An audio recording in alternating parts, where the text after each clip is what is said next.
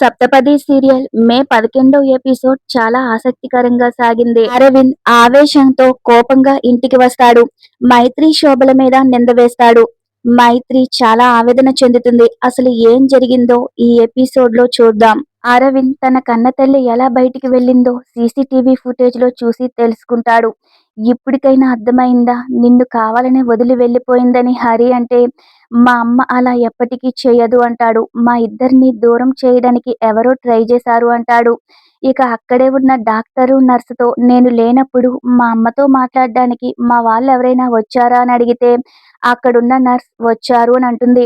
ఏం జరిగిందో మొత్తం వివరంగా చెప్తుంది. ఇక వెంటనే నాకిప్పుడు ఏం జరిగిందో అర్థమైంది. మా అమ్మని నాకు దూరం చేసిన వాళ్ళని వదిలిపెట్టనని ఆవేశంగా అక్కడి నుంచి బయలుదేరతాడు. ఇక మరోవైపు అంజలితో విక్కీ మాట్లాడతాడు. మొన్న ఒక విషయం అడిగానుగా, దాని గురించి ఏం డిసైడ్ చేశారు అని అంటూ ఉంటే అప్పుడే అరవింద్ కోపంగా ఇంటికి వచ్చి ఆవేశంగా లోపలికొస్తాడు. అక్కడ శోభ ఈశ్వర్ ప్రసాద్ ఫోటోకి దండం పెట్టుకుంటూ ఉంటే శోభని చూసి మా అమ్మకేం చెప్పావు అని గట్టిగా అరుస్తాడు. ఇక శోభ షాక్ అవుతుంది. ఏమైంది, ఎందుకంత ఆవేశంగా ఉన్నావు? మంచినీళ్లు తాగు, కూర్చుని మాట్లాడుకుందామని వాటర్ బాటిల్ ఇస్తే ఆ బాటిల్ నేలకేసి కొడతాడు. చేయాల్సిందంతా చేశావు, మళ్ళీ లేనిపోని నాటకాలు, ఎందుకిన్ని నాటకాలు ఆడుతున్నావు అని అంటాడు. ఇక అప్పుడే మైత్రి వస్తుంది. అంత పెద్ద తప్పు అత్తేం చేసింది అని అంటుంది. అసలు నీకున్న సంస్కారాన్ని మర్చిపోయి నువ్వెందుకు ఇలా ప్రవర్తిస్తున్నావు? నా బావ ఎప్పుడు ఇలా ప్రవర్తించాడు అని అంటుంది. మీ వల్లే కదా నేను ఇలా మారిపోయాను అంటాడు. దీనంతటికీ కారణం మీరే. ఇప్పుడు మళ్ళీ ఏం చేశామని అడుగుతున్నారు అని అంటాడు. నేను లేనప్పుడు నువ్వు మైత్రి హాస్పిటల్లో మా అమ్మని కలుసుకున్నారా లేదా అని శోభను అడిగితే కలుసుకున్నాము అంటుంది. ఏం మాట్లాడారు అని అంటాడు. ఇక శోభ చెప్పబోతూ ఉంటే నేను చెప్తాను అంటాడు. నేను ఎంగేజ్మెంట్ క్యాన్సిల్ చేశానని మా అమ్మకి కంప్లైంట్ చేయడానికే కలిశారు కదా అంటాడు. ఈ పెళ్లి జరగకపోతే మైత్రి జీవితం నాశనం అయిపోతుందని మా అమ్మని రెచ్చగొట్టారు అంతే కదా అంటే, కాదు బాబు నువ్వు తప్పుగా అర్థం చేసుకుంటున్నావు అని శోభ అంటుంది. ఏదో ఒకటి చేసి అరవింద్ మైత్రిల పెళ్లి చేయమని బెదిరించారు, అందుకే వెళ్లారు అంటాడు. ఇదంతా అబద్ధం, నీకెవరో రాంగ్ ఇన్ఫర్మేషన్ ఇచ్చారని మైత్రి అంటూ ఉంటే జరిగిందంతా చెవులారా విన్నవాళ్లే చెప్పారు అంటాడు అరవింద్. నీ మాటల వల్లే మా అమ్మ ఇన్ఫ్లుయెన్స్ అయింది, నీ మెడలో తాళి కట్టేలా చేసిందని మైత్రితో అంటాడు. ఈ గందరగోళం భరించలేక ఎవరికి ఏం సమాధానం చెప్పుకోవాలో తెలియక చెప్పా పెట్టకుండా హాస్పిటల్ నుంచి వెళ్ళిపోయింది అని అంటాడు. ఆ మాటకి శోభ మైత్రి షాక్ అవుతారు. అత్తయ్య వెళ్ళిపోయిందా అని మైత్రి అంటే, మీ వల్లే వెళ్ళిపోయింది, జీవితంలో రెండోసారి మా అమ్మకి దూరమయ్యాను అని అరవింద్ బాధపడతాడు.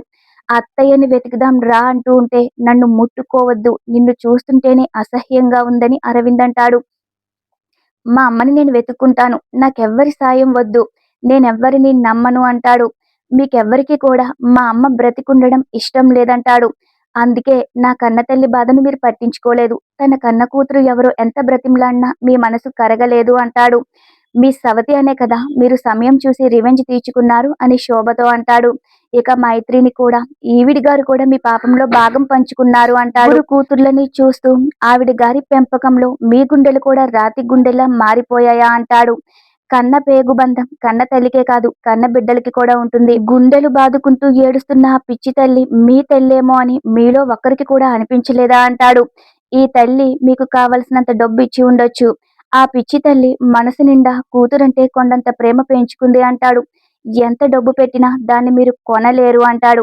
మీలో మా చెల్లి ఎవరో తెలీదు కానీ చేతులు జోడించి అడుగుతున్నాను, ఆ నిజాన్ని తెలుసుకుని మీ అమ్మ దగ్గరకు వచ్చేయండి, నా ఆస్తి మొత్తం రాసిస్తాను, నాకు కావాల్సింది మా అమ్మ సంతోషం అంటాడు. ఇక మైత్రి ముట్టుకోబోతూ ఉంటే ఎవరు నా దగ్గరికి రావద్దు, నేనొక్కడిని మా అమ్మని వెతకడానికి వెళ్తున్నాను, దొరక్కపోతే నా ప్రవర్తన ఇంకోలా ఉంటుంది అంటాడు. ఇక కోపంగా అక్కడి నుంచి వెళ్ళిపోతాడు. అరవింద్ వెళ్ళగానే అక్షిత రోజు ఈ గోలేంటి చిరాకు పుడుతుంది అంటుంది. మా అక్క చెల్లెల జోలికి రావద్దని అక్షిత మయూక అంటారు.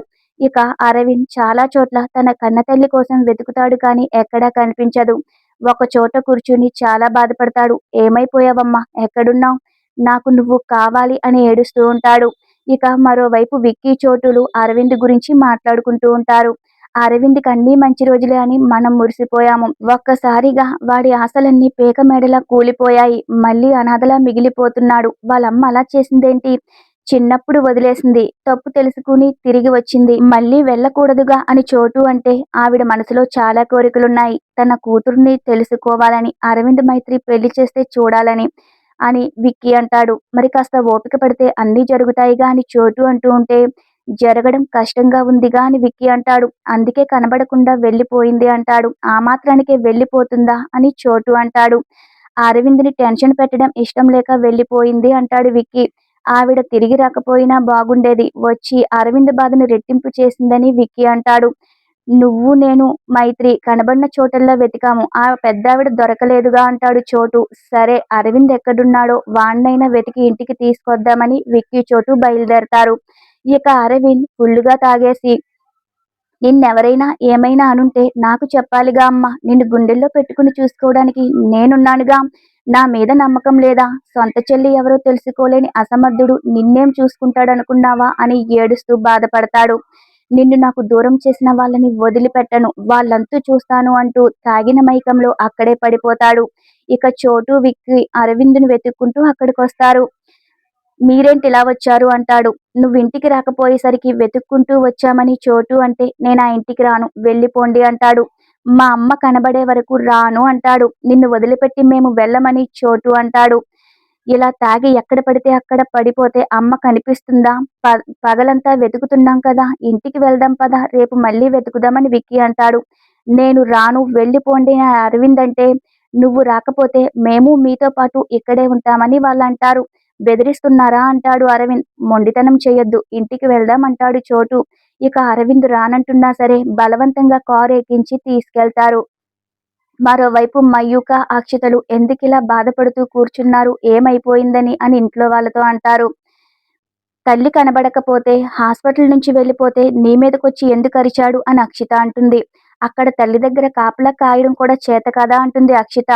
వాళ్ళమ్మ కనిపించకపోతే ఏదో చేస్తానని బెదిరిస్తున్నాడుగా అని పుల్లయ్య అంటే, బావ ఏదో ఆవేశంలో అన్నాడు, దాన్ని సీరియస్‌గా తీసుకోవద్దని మైత్రి అంటుంది. ఆ ఆవేశం తనకే కాదు మాకు ఉంది. మా అమ్మ ఎదురుగా ఉండి మాట్లాడుతుంది కాబట్టి మేము మౌనంగా వింటూ ఊరుకున్నాం. సమాధానం చెప్పలేక కాదు అంటుంది అక్షిత. ఇక మరోవైపు మయూక ఆకలేస్తుంది. జేబీ వంట చేసిందా అని అడుగుతుంది. భోజనాల సంగతి చూడవే, వాళ్ళ ఆకలంటున్నారుగా అని శోభతో భవాని అంటూ ఉంటే, ఈ ఇంట్లో ఒక మనిషి మాయమైంది. తనేమైందో అని తెలియక టెన్షన్‌గా ఉంటుంది. మనసుకి బాధ అనిపిస్తుందిగా. ఆ మనుషుల గురించి కూడా ఆలోచించొద్దా? ఒక పూట భోజనం లేటైతే ఏమవుతుంది అంటుంది శోభ. వెతుకుతున్నాడుగా అని మయూక అంటే, అతను వెతుక్కోవడమేంటి? మనకి బాధ్యత లేదా అని శోభ అంటుంది. ఇక మైత్రి అయితే, నేను పోలీసులతో మాట్లాడి కంప్లెయింట్ కూడా ఇచ్చాను.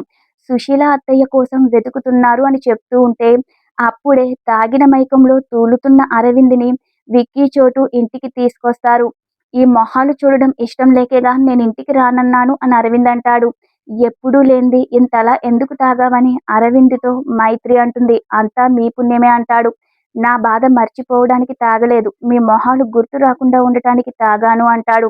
కానీ ఏం లాభం? డోస్ సరిపోలేదు. మిమ్మల్ని చూస్తుంటే జీవితం మీద విరక్తి పుడుతుంది అంటాడు. దయచేసి అలా అనొద్దు. నీకు భరించరాని కష్టం వచ్చిందని మాకు తెలుసు. ప్రశాంతంగా ఆలోచిస్తే సమస్యలకు పరిష్కారం దొరుకుతుంది. నా మాట వినని మైత్రి అంటే, వినేవాళ్ళుంటే ఎన్నైనా చెప్తావు.